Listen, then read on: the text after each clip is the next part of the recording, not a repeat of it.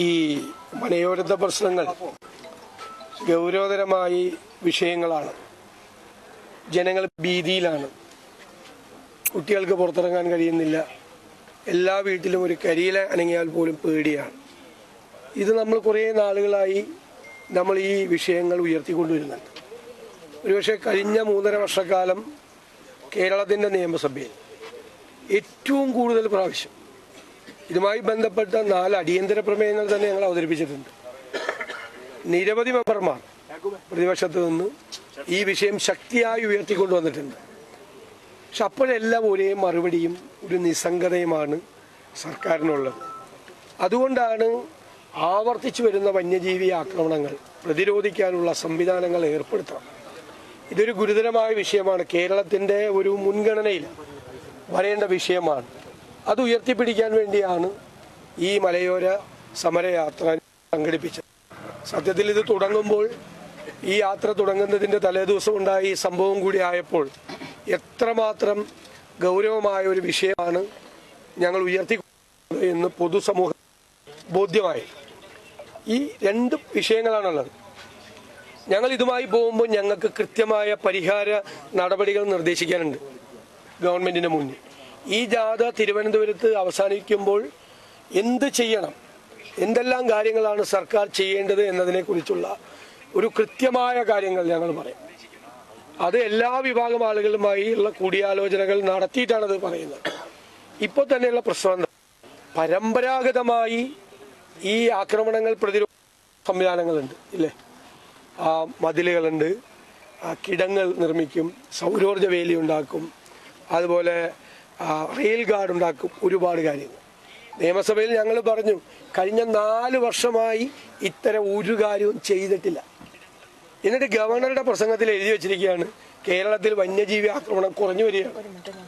എന്നിട്ട് ബഹുമാനപ്പെട്ട വനം വകുപ്പ് മന്ത്രി നിയമസഭയിൽ പറയുകയാണ് കുറഞ്ഞു വരികയാണ്. അപ്പൊ ഞങ്ങൾ കണക്കെടുത്ത് കാണിച്ചു. കണക്ക് ഞങ്ങളുണ്ടാക്കിയ കണക്കല്ല, സർക്കാരിൻ്റെ തന്നെ ഒരു കണക്കുണ്ട്. ആക്രമണങ്ങൾ വർദ്ധിച്ചു വരികയാണ്. 2019, 20 തൊട്ട് 24, 25 വരെയുള്ള വർഷങ്ങളിൽ ഇതിന്റെ എണ്ണം ഭയങ്കരമായി കൂടി. സത്യത്തിൽ കഴിഞ്ഞ ഒരു 7-8 വർഷം കൊണ്ട് 60,000-ത്തിലധികം വന്യജീവി ആക്രമണങ്ങൾ കേരളത്തിലുണ്ടായി. എന്നിട്ടാണ് കുറഞ്ഞു വരിക എന്ന് പറയുന്നത്. 1000-ത്തിലധികം പേര് മരിച്ചു.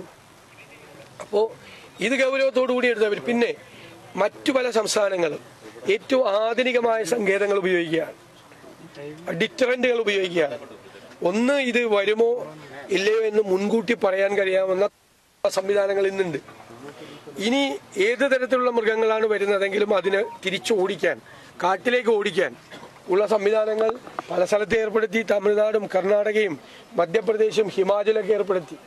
ദൗർഭാഗ്യം എന്ന് പറയട്ടെ, നമ്മുടെ വനവകുപ്പും വന്യജീവി വകുപ്പും ഇതിനെക്കുറിച്ച് ആലോചിച്ചിട്ട് പോലുമില്ല. ലോകം മാറിക്കൊണ്ടിരിക്കുകയല്ലേ. എന്തെല്ലാം സങ്കേതങ്ങളും ഡിവൈസസുമാണ്, എന്തെല്ലാം മെക്കാനിസമാണ് പുതിയതായിട്ടുണ്ടായിരിക്കുന്നത്. പഴയത് ചെയ്യുന്നുമില്ല, പുതിയതിനെ കുറിച്ച് ആലോചിക്കുന്നുമില്ല. ഇത് രണ്ടും ചെയ്യാതെ ഞങ്ങളുടെ പരാതി, സർക്കാർ ജനങ്ങളെ, മലയോരത്തെ ജനങ്ങളെ അവരുടെ വിധി എന്താണോ അതുപോലെ ആയിക്കോട്ടെ എന്ന്. ഞങ്ങൾക്കൊന്നും ചെയ്യാനില്ല, നിസ്സംഗതയാണ്. വന്യജീവി നിയമത്തിന് ഭേദഗതി വരുത്തണം. കേരളത്തിൽ നിന്ന് ജയിച്ചു പോയിട്ടുള്ള മുഴുവൻ UDF MP-മാരും ആ കാര്യത്തിൽ അതിശക്തമായ നിലപാടെടുക്കുകയാണ്. പാർലമെന്റിൽ ഇപ്പോൾ പാർലമെന്റ് സമ്മേളനം തുടങ്ങുമ്പോൾ ഏറ്റവും ശക്തിയായി എല്ലാ ശ്രീമതി പ്രിയങ്ക ഗാന്ധി ഉൾപ്പെടെയുള്ള മുഴുവൻ അംഗങ്ങളും, UDF അംഗങ്ങളും ഈ വന്യജീവി നിയമത്തിന് ഭേദഗതി ആവശ്യമായ, കാലാനുസൃതമായ ഭേദഗതി വരുത്തണം എന്നുള്ള നിലപാട് ശക്തിപ്പെടുത്തുകയാണ്. അത് വേണം. പക്ഷേ സംസ്ഥാന സർക്കാരിന് ചെയ്യാൻ പറ്റാവുന്ന കാര്യങ്ങൾ ചെയ്യണ്ടേ? ഇപ്പൊ ഈ നഷ്ടപരിഹാരം, ഇപ്പോൾ വാച്ചർമാർ ഇവിടെ തന്നെ പറഞ്ഞല്ലോ, വാച്ചർമാരില്ല, ആവശ്യത്തിന് വാച്ചർമാരില്ല. കാർഡ് അറിയുന്ന വാച്ചർമാർ വേണ്ടേ? അവർക്കെല്ലാം കാര്യങ്ങൾ അറിയാൻ പറ്റുള്ളൂ. അതുപോലെ തന്നെ ആവശ്യത്തിനുള്ള സ്റ്റാഫില്ല, സംവിധാനങ്ങളില്ല. ഇതൊരു കടുവ ഇറങ്ങി എന്ന് പറയുമ്പോഴാണ്, ഇപ്പോൾ ഒരേ സമയത്ത് 4-5 കടുവ ഇറങ്ങിയ എന്ത് ചെയ്യാനാ? എങ്ങനെ പുറത്തിറങ്ങും? എങ്ങനെ? ഭീതിയാണ്, എല്ലാവരുടെയും മനസ്സിൽ ഭീതിയാണ്. നിങ്ങൾക്കറിയാം, മാനന്തവാടിയിൽ അജീഷിന്റെ വീട്ടിൽ പോയപ്പോൾ അജീഷിന്റെ കുഞ്ഞുമകള് നമ്മളോട് ചോദിച്ചൊരു ചോദ്യമുണ്ട്, ഇല്ലേ? ഇനിയെങ്കിലും എന്നെ പോലെ ഒരു അനാഥ ഉണ്ടാകാതിരിക്കാൻ നിങ്ങൾ ശ്രമിക്കുക എന്നാണ് നമ്മളോട് ചോദിച്ചത്. നമ്മളോട് എല്ലാവരോടുള്ള ചോദ്യമല്ലേ. അപ്പോൾ ഒരു സർക്കാർ ഈ നിസ്സംഗത വെടിഞ്ഞ് ഗൗരവതരമായി കൂടിയാലോചനകൾ നടത്തി അടിയന്തരമായ നടപടികൾ സ്വീകരിക്കണം. അതിൽ സർക്കാരിന്മേൽ ഇരു സർക്കാരിൻ്റെ മീതെയും ശക്തമായ സമ്മർദ്ദം കൂടിയാണ് ഞങ്ങൾ ഈ മലയോര സമരയാത്രയുമായി പോയിരിക്കുന്നത്. KPCC പ്രസിഡന്റ് കഴിഞ്ഞ ദിവസം പറയണ്ടായി, ഞാനുള്ള കാലത്തും ഞാൻ മന്ത്രിയായിരിക്കുന്ന കാലത്തും ഇത്തരത്തിൽ വന്യജീവി ആക്രമണം ഉണ്ടായിട്ടുണ്ട്. അത് സാധാരണ എല്ലാ കാലത്തും ഉണ്ടാകാറുള്ളതാണ്. അതിന് കാര്യമായ അല്ല, എല്ലാ കാലത്തും അതെന്താ തെറ്റെന്താ പറഞ്ഞാൽ എന്താ തെറ്റ്? അദ്ദേഹത്തിന്റെ കാലത്ത് ഉണ്ടായിട്ടുണ്ട്. അദ്ദേഹം ചെയ്ത കാര്യങ്ങൾ എന്തൊക്കെ പറഞ്ഞത് അതുകൂടി നിങ്ങൾ കേട്ടില്ലേ? അദ്ദേഹം ചെയ്ത കാര്യങ്ങൾ പറഞ്ഞല്ലോ. ചെയ്ത കാര്യങ്ങൾ അന്ന് കിടങ്ങു കുഴിച്ചു, ഒരുപാട് കാര്യങ്ങൾ ചെയ്തു. ഇപ്പൊ തന്നെ ഈ വയനാട്ട് ഇവിടെ കണ്ണൂരിൽ ആറളത്ത് ഉമ്മൻചാണ്ടിയുടെ ഗവൺമെന്റ് ഉണ്ടായിരുന്ന സമയത്താണ് 13 കോടി രൂപ മുടക്കിയിട്ട് മതിൽ കാര്യമായിട്ടൊന്നും ചെയ്യാറില്ല എന്നാണ് അദ്ദേഹം പറഞ്ഞത്. അല്ല, അദ്ദേഹം അങ്ങനെയല്ല പറഞ്ഞത്, നിങ്ങളുടെ വ്യാഖ്യാനമാണ്, കൈരളിയുടെ വ്യാഖ്യാനമാണ്. അദ്ദേഹം പറഞ്ഞത് അന്ന് ഇത്രയും വലിയ ആക്രമണങ്ങൾ ഇല്ല, ഇത്രയും എണ്ണം കൂടിയിട്ടില്ല, ഇത്രയും പെരുപ്പമില്ല. എന്നിട്ട് പോലും അന്ന് ഈ പരമ്പരാഗതമായ രീതിയിൽ ചെയ്യേണ്ട കാര്യങ്ങൾ എത്ര വർഷം മുമ്പുള്ള കാര്യം അദ്ദേഹം പറഞ്ഞത് 20 വർഷം മുമ്പാണ്. അദ്ദേഹം മന്ത്രിയായിരുന്നത് 20 വർഷം മുമ്പ്. MM ഹസൻ മന്ത്രിസഭയിൽ അംഗമായിരുന്നു. 20 വർഷം മുമ്പ് ചെയ്ത കാര്യങ്ങളാണ് പറഞ്ഞത്.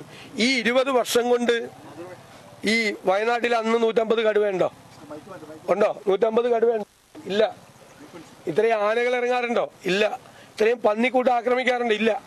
ഇടയ്ക്കിടയ്ക്ക് പ്രശ്നം ഉണ്ടാവും, ഇടയ്ക്ക് ഇറങ്ങി വരും. 20 വർഷം മുമ്പുള്ള സ്ഥിതി അല്ല ഇന്നത്തെ സ്ഥിതി. 20 ഇത്രയും നടപടികൾ അന്നത്തെ സർക്കാരുകൾ സ്വീകരിച്ചപ്പോൾ ഞാൻ ഇന്ന് 4 വർഷം ഒന്നും ചെയ്തിട്ടില്ല, 0 ആണ്. ചെലവാക്കിയേക്കണം പ്രതിരോധ സംവിധാനങ്ങൾക്ക് വേണ്ടി ചെലവാക്കിയിരിക്കുന്നത് 1 രൂപ പോലും ചെലവാക്കിയിട്ടില്ല. ഞാൻ വായിച്ചു കേൾപ്പിച്ചല്ലോ, മന്ത്രി മിണ്ടിയില്ലല്ലോ. അതെന്താ? അതാണ് ഞാൻ പറഞ്ഞത്, വിധിക്ക് വിട്ടുകൊടുത്തിരിക്കുക എന്ന് പറഞ്ഞു. വിധിക്ക് വിട്ടുകൊടുത്തിരിക്കുക. 20 വർഷത്തിനുള്ളിൽ മൃഗങ്ങളുടെ എണ്ണം എത്രമാത്രമാണ് വർദ്ധിച്ചിരിക്കുന്നത്? അജീഷിന്റെ കുടുംബത്തിന് കുറെ വാഗ്ദാനം കൊടുത്തിരുന്നു. ജോലി നൽകും, 40 ലക്ഷം രൂപ നൽകും, അത് മന്ത്രിസഭ തീരുമാനിക്കും, ചർച്ച ചെയ്യും, മക്കളുടെ വിദ്യാഭ്യാസ ചെലവ് ഏറ്റെടുക്കും. ഇതൊന്നും തന്നെ നടപ്പായിട്ടില്ല. അജീഷിന്റെ കുടുംബത്തിന്, അതുപോലെ തന്നെ ജസ്റ്റിന്റെ ഭാര്യയ്ക്ക് കണ്ണൂരിലെ പള്ളിയിൽ ഭാര്യയും ഭർത്താവും കൂടി പള്ളിയിൽ പോകുമ്പോൾ ഭാര്യയ്ക്ക് ഗുരുതരമായി പരിക്കേറ്റു. ഭർത്താവിനെ ജസ്റ്റിനെ ചവിട്ടിക്കൊന്നു ആന ഇല്ലേ? ഇവിടെ ഇന്നലെ ഞങ്ങള് കൊട്ടിയൂരി എന്ന് കഴിഞ്ഞപ്പോൾ ആന ചവിട്ടിയിട്ട് കാലെന്ന് വെച്ചാൽ കാലില് ഇഷ്ടംപോലെ ഓപ്പറേഷൻ നടത്തേണ്ടി വന്നു. നെഞ്ചിലാന കാല് വെച്ചു, അതുകൊണ്ട് ആന തന്നെ കാലെടുത്ത് മാറ്റി. പക്ഷെ കാല് വെച്ചപ്പോൾ തന്നെ 6-7 റിബ് വരിയെല്ലാം ഒടിഞ്ഞു പോയി. 15 ലക്ഷം 1 രൂപ കൊടുത്തിട്ടില്ല, 1 രൂപ കൊടുത്തിട്ടില്ല. ഗുരുതരമായി പറ്റിയ 1000-ലധികം ആളുകൾ ഈ ആക്രമണങ്ങൾ. പലർക്കും ചികിത്സാ ചെലവ് പോലും കൊടുക്കുന്നില്ല. അജീഷിന്റെ കുടുംബത്തിനോട് പാലിച്ച വാക്ക് ചെയ്തില്ല, ജസ്റ്റിന്റെ കുടുംബത്തോട് പാലിച്ച വാക്ക് ചെയ്തില്ല. ഒരുപാട് പേര് മരിച്ച കുടുംബങ്ങൾ, മരിച്ചവരുടെ കുടുംബങ്ങൾ അനാഥരായി നിൽക്കുന്നു. ജീവിക്കുന്ന രക്തസാക്ഷികൾ ഒരുപാട് നിൽക്കുന്നു. വൈഷ്ണവിന്റെ ഇങ്ങനെ ആന ചവിട്ടിയിട്ട് കിടക്കുകയാണ്. ചികിത്സിക്കാൻ പോലും സർക്കാർ പണം കൊടുക്കാത്ത സ്ഥിതിയാണ്. 4000-ഓളം ആളുകൾക്ക് നഷ്ടപ്പെട്ടു കൊടുക്കാനുണ്ട്, പെൻഡിങ് ആണ്. 10 ലക്ഷം രൂപ മാത്രമേ വനംവകുപ്പിന് നൽകാനുള്ള നിയമമുള്ളൂ. അതുമാത്രമല്ല, ഇത്രയും കാലം ഭരിച്ചത് കേന്ദ്രം ഭരിച്ചിരുന്നത് കോൺഗ്രസ് ആണ്, അതിനുശേഷം ഭരിച്ചത് BJP ആണ്. നിങ്ങൾ ആ സമയത്ത് പ്രതിപക്ഷത്തിരിക്കുകയും ചെയ്തിട്ടുണ്ട്. എന്താണ് കേന്ദ്ര വന നിയമം 1972 മാറ്റാൻ വേണ്ടി നിങ്ങൾ എന്താണ് ചെയ്തിട്ടുള്ളത്? 1972 വന നിയമത്തിന് ഒരു കുഴപ്പമില്ല. അന്ന് എല്ലാ നിയമങ്ങളും കാലാനുസൃതമായി മാറണം.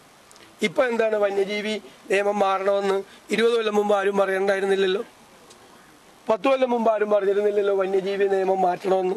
ഞങ്ങളാരും പറഞ്ഞില്ല, നിങ്ങളും പറഞ്ഞില്ല, മാധ്യമങ്ങളും പറഞ്ഞില്ല, ജനങ്ങളും പറഞ്ഞില്ല. ഇപ്പോ അന്നുള്ള പ്രശ്നം എന്ന് പറയുന്നത് ഈ വന്യജീവിയെയും ജീവികളെയും അതിന്റെ ആവാസ വ്യവസ്ഥകളെയും വംശനാശം വരുത്തുന്ന രീതിയിൽ ഉള്ള ഇടപെടാണ്. പോച്ചിങ് ആയിരുന്നു, ഹണ്ടിങ് ആയിരുന്നു, കയറിയിട്ട് എല്ലാ സ്ഥലത്തും.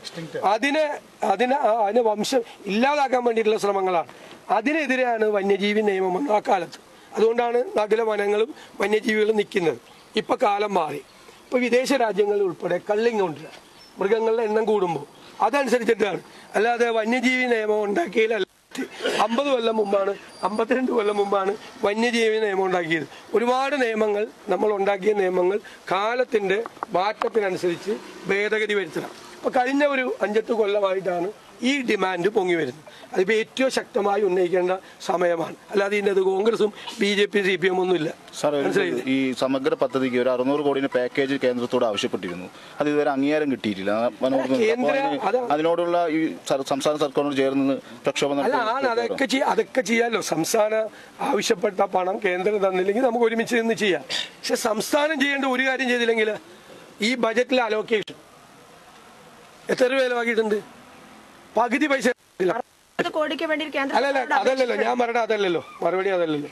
സംസ്ഥാന ഗവൺമെന്റിന്റെ അലോക്കേഷൻ പദ്ധതിക്ക് വേണ്ടി ചെലവാക്കിയതിന്റെ പകുതി പൈസ അത് വെട്ടിക്കുറച്ചിട്ട് അതിന്റെ പകുതി ചെലവാക്കിയിട്ടില്ല. മനസ്സിലായില്ലേ? അതിന്റെ പകുതി ചെലവാക്കി 4 കൊല്ലമായി ഈ ബജറ്റിൽ പൈസ വെച്ചിട്ട് ഒരു കാര്യത്തിന് വേണ്ടിയും പ്രതിരോധ നടപടി ഒരു കാര്യത്തിന് വേണ്ടിയും സ്വീകരിച്ചില്ല. അതിനെ ന്യായീകരിക്കണ്ട. വനമന്ത്രി പറയുന്നത് താങ്കളുടെ നിർദ്ദേശങ്ങൾ ലഭിച്ചാൽ അത് കൃത്യമായി പരിഗണിക്കും, നിർദ്ദേശങ്ങൾ ആവശ്യമാണ് അദ്ദേഹത്തിന്. നിർദ്ദേശങ്ങൾ നിരന്തരമായി ഞങ്ങൾ നിയമസഭയിൽ പറയുന്നുണ്ട്. നിർദ്ദേശങ്ങൾ നിങ്ങൾ നിയമസഭാ റെക്കോർഡ് എടുത്ത് നോക്കൂ. ഒരു കാലത്തും ഇല്ലാത്ത രീതിയിൽ പ്രതിപക്ഷം ഈ വിഷയങ്ങൾ മുൻഗണന കൊടുത്തു. എല്ലാ അസംബ്ലി സെഷൻ, ഒരു അസംബ്ലി സെഷൻ പോലും ഈ മലയോരത്തെ പാവപ്പെട്ടവരുടെ സങ്കടം പറയാതെ ഞങ്ങൾ കൂടിയ ഒരു അസംബ്ലി സെഷൻ പോലും. എത്ര എല്ലാ സമ്മേളനങ്ങളിലും അടിയന്തര പ്രമേയങ്ങൾ കൊണ്ടുവന്ന്, സബ്മിഷനുകൾ കൊണ്ടുവന്ന്, അറ്റൻഷൻ കൊണ്ടുവന്ന്, ചർച്ചയിൽ സംസാരിച്ച് എല്ലാ അസംബ്ലി സെഷനിലും പ്രതിപക്ഷത്തിന് ജനങ്ങളോട്, മലയോരത്തെ ജനങ്ങളോട് അഭിമാനത്തോടെ പറയാൻ കഴിയും. ഒരു കാലത്തും അവരുടെ പ്രശ്നം ഇതുപോലെ സഭയിൽ പ്രതിഫലിച്ചിട്ടില്ല. ഒരു കാലത്തും. സാധാരണ രാഷ്ട്രീയ ജാഥയല്ലേ നടത്താറ്. രാഷ്ട്രീയ ജാഥ മാറ്റിവെച്ചിട്ടാണ് ഇത്രയും പ്രശ്നമുള്ള ഒരു സ്ഥലത്തുകൂടി ഞങ്ങൾ പോകുന്നത്. ഞങ്ങളുടെ ഈ യാത്ര കൊണ്ട് ഇതൊരു മുൻഗണന ഇതിലേക്ക് കേരളത്തിൽ വരണം, അതിന് പരിഹാരം ഉണ്ടാകണം. അതാണ് ഞങ്ങളുടെ ആഗ്രഹം. പ്രതിപക്ഷത്തിന്റെ ജോലിയാണ് ജനങ്ങളെ ബാധിക്കുന്ന പ്രശ്നങ്ങൾ ഉയർത്തിക്കാട്ടി സർക്കാരിന്റെ മീതെ സമ്മർദ്ദമുണ്ടാക്കി കാര്യങ്ങൾ ചെയ്യാൻ. ഇനി എന്തെങ്കിലും നിർദ്ദേശങ്ങളുടെ കുറവുണ്ടെങ്കിൽ അത് ഞങ്ങൾ ജാഥ കഴിയുമ്പോൾ കൃത്യമായിട്ട് എഴുതി ഒന്നും കൂടി കൊടുക്കാം. പക്ഷെ അദ്ദേഹം പറയാറുള്ളത് ഞാൻ മന്ത്രിയായതുകൊണ്ടല്ല ആന കാട്ടിൽ നിന്ന് ഇറങ്ങണമെന്നൊക്കെയാണ് മറുപടി പറയാറ്.